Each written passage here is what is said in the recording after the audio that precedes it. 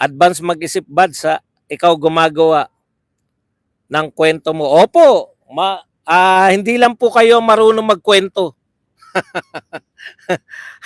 Hindi lang po kayo, alam mo, Sweet BH, hindi lang kayo ang marunong magkwento. Marunong din kami magkwento. Pinangangalagaan namin at karamihan po ng tamang hinala ba kami? Tamang hinala kami kasi yan yung ginagawa ninyo. O, di ba, Sweet BH? Pinasasama ninyo si BP Sara, tama ba? O, ito sagutin mo, Sweet BH. Total, tumatambay ka na rin lang at narito ka pa. Habang pwede na kitang sagutin. Eto tanong ko sa iyo. No? Bakit yung Department of Agriculture, Department of Public Works and Highways at saka Department of Transportation ay bilyon-bilyon, ha? Bilyon ha, hindi milyon ha. Bilyon. Sweet PH. BH pala. Bilyon ang kanilang COA ano na nga tawag doon? Disallowance. Bilyon ang pinag-uusapan, disallowance. Bakit hindi sila inusisa sa Kongreso?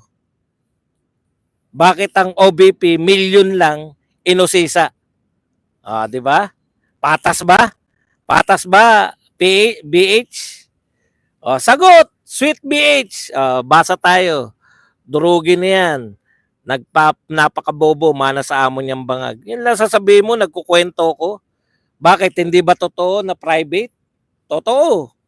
Hindi ba totoo yung sinasabi ni Ontiveros na nasa custody nila? Totoo.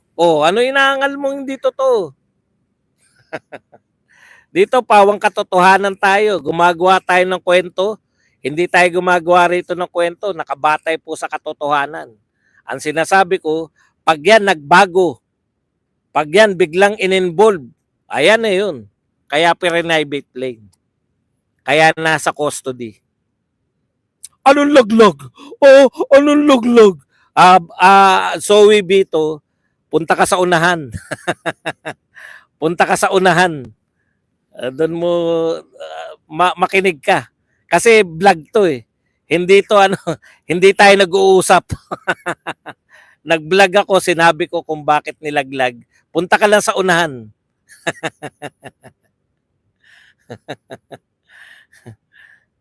Nabangga ng baha ang flood control kaya nasira. Totoo ba sinabi ni Bibi mo siya lang talagang may sira?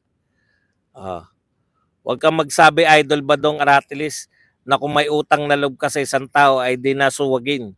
Ano nangyari na BBM na bangag? Nga pala. Tama kayo.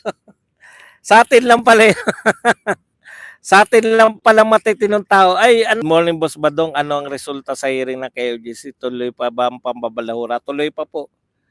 Ano nangyari kay Tore, Idol Badong? Lahat ng ahensya sa gobyerno di na sinusunod, may sarili siyang batas, dapat siguro ipasok na yan sa mental. Naniniwala po siya eh. Tapos, siyempre, buo tiwala niya kasi anong tawag doon yung mga boss niya. DILG, suportado siya. PNP chief, tsaka yung presidente. Sir Bads, tagal ko nang nanonood sa'yo. Tama ka, sigurado ko. Gagawa sila ng kwento dyan sa Congress at idudugtong sa mga Duterte. Pwede naman na nagpapakitang gilas lang, di ba? Nagpapakitang gilas lang si Abalos dahil tatakbo. Sana. Pero kung mapunta po ron para sa mga Duterte, yari tayo dyan pare-pareho. Sir Buds, Luzon, Visayas at Mindanao, kung false ang pag-uusapan, madami at maganda sa Mindanao. Kung white at pink sun andun po sa Mindanao, punta po kayo sa Basilan, mamamangha kayo sa ganda. May ideya po ako kasi nakita ko po yung sa Sulu. Sabi ko yung beach ng Sulu na yun, napakahaba din. Ewan ko kung anong pangalan nun. Walang katao-tao. Pag natuklasan po yan ng mga tao, yung beach na yan, ano po yan, no? Ang ganda, parang bagong Boracay po. May mga benches po eh, may mga benches naman. Ang problema, mangangawit ako nito, kaya nakahanap ako ng patungan. Kasi nakalimutan ko po yung aking ano, yung aking pong anong tawag doon? Yan, ganyan po ang kalagayan. Kaya nag-iisip-isip po ako, yung BGC, sa totoo lang po, mas mura po rito yung cost of living ko. To think na ano pa, hindi pa ako nagre-restaurant lagi. Dito po, resto ako araw-araw. Mura lang kasi yung mga, dito po, karinderya, resto, street food, wala pong pagkakaiba. Ay, ano pala to? Exercise machine. Wala pong pagkakaiba. Yung resto at saka mga street, konting-konti lang po pagkakaiba. Magugulat kayo, mas mura pa minsan sa resto. Kasi parang yun yung attraction pa nila, yung nakasalampa ka sa maliliit na upuan. Ayun.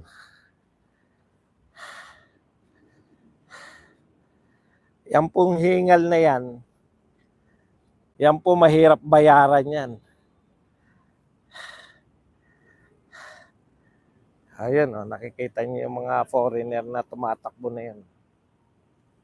Di ba?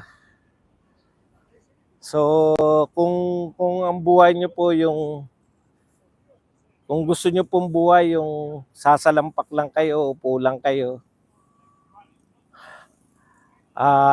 yung dadaan lang sa inyo yung mundo, ito po bagay na bagay sa inyo tong lugar na to.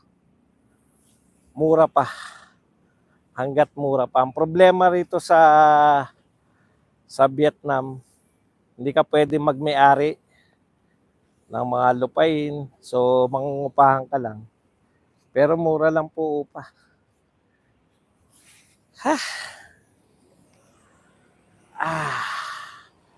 Yan, nakaupo ka naman sa mga maraming bench dito. Siyaw. Hinihingal na ako. Di ba yan ang importante? Yan. Marami pong mga lakad naman ng trip ng mga foreigner. Ayan sila. Di ba?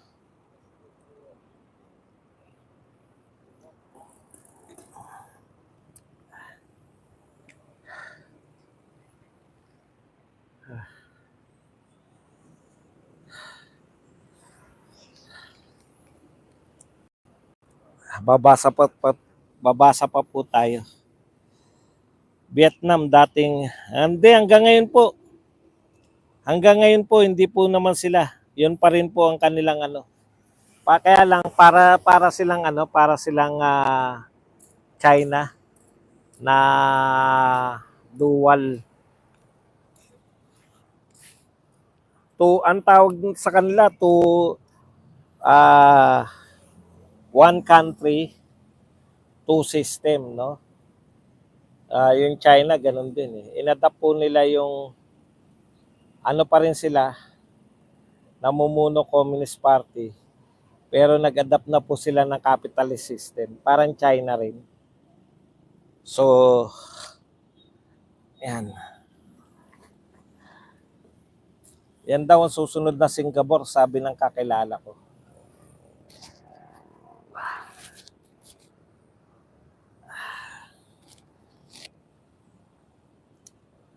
Yun talaga. Alam nyo kasi, di ba, sa totoo lang, pwede naman sabihin nyo, di maglakad-lakad ka lang sa mga daanan. Iba po talaga yung naglalakad ka sa beach. Kumbaga, kung sa atin, sa bahay natin, maglalakad ka, bibili ka ng sa tindahan o kaya sa palengke, lalakarin mo. Iba po yung naglalakad ka sa beach. Yun po. Kaya maganda po to for retirement. Pag marami kayo naipon, gano'n. Pwede po kayo rito.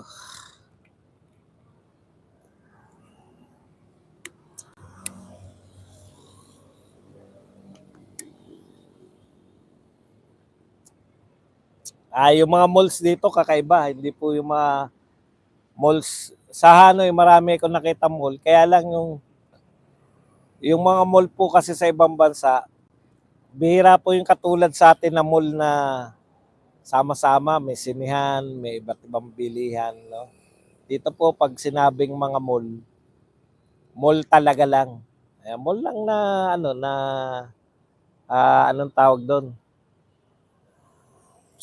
Oh, peaceful po talaga rito. Yan, makakakita kayo ng sangkatutak na foreigner na naglalakad. Hello, good morning. Yes, going. Terima kasih. Kala nila Vietnamese ako. Saan po sir ang Danang po, Danang. Vietnam. Pag masanay ka sa outdoor walk, hindi ka nahihingalin. O correct. Boss Bats, huwag kang lalangoy dyan. Baka pagsisid mo, makita mo si to. Hindi po, nung nasa Boracay ako, 1 linggo yata ako sa Boracay. Nung una po siya, saglit lang ako. Alam niyo ba bandang huli? Nasa station 2 po ako, sa gitna po yun ng Boracay. Lalakad ako papunta ng Station 3, tapos pupunta ako na Station 1. Ganun na ako nung kayang-kaya ko nang lakarin. Tumataas pati yung ano mo, yung eto, pang ilang araw na to naglalakad-lakad. Yung anak ko, iniwan ko rin sa hotel eh. Dapat na talaga mawala na Marcos at Dilawan. Hindi sila para sa bayan. Pampolitika lang talaga. Boss Bats, ang hearing kahapon ni Senator Bato parang useless. Hindi man lang pinakulong si Torre na habang nagsasalita si Bato. Ganito po, no? Kasi ang taas ng expectation nyo, no? Hindi naman po korte si Bato. Hindi naman po katulad yan ng iba. Ayaw nga natin yun eh. Di ba? Real talk po. Gusto nyo ba yung ginagawa ng mga congressman at saka ng mga senador? Na konting contempt. Pag sa ating ginagawa, ayaw natin, pero gusto natin gawin sa kalaban natin, no? Ganito lang po yan. Isipin nyo po kung wala pong Senator Bato, Senator Robin, yung mga kakampi po ng Duterte, wala po talaga nanalo. Wala po mag-imbestiga man lang dyan. Ang nakakaalam lang po na nagaganap dyan sa KOJC, tayo-tayo lang, mga vlogger lang, SMNA lang. Ganun po talaga yung asal lang dapat ng mga senador eh. Sinobrahan po kasi nung mga ibang magmarunong na senador. Yun po yun eh. Hindi po yung kasalanan ni hindi po yung kasalanan ni Senator Bato. Kung nasasanay tayo na mayat maya biglang may pinapakulong yung mga congressman at mga senador. Overpower naman po yun.